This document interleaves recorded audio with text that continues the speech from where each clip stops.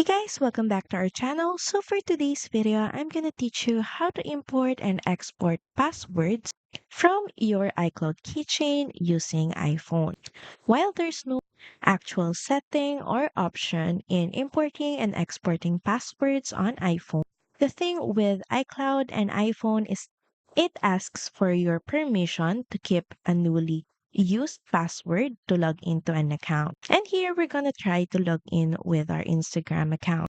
And as you can see, if we enter our password and hit the login button, there's this prompt here that asks to save our login info. It says here that they'll save the login info so you won't need to enter it on your iCloud devices next time you log in.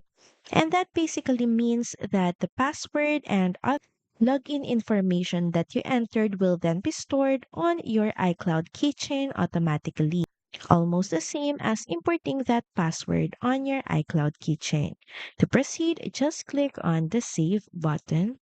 And every time that you try to log back in to your account, as long as it's saved on your iCloud keychain, you can easily log in using those credentials. To make sure that the passwords will be saved in the future, click on Settings, then scroll down.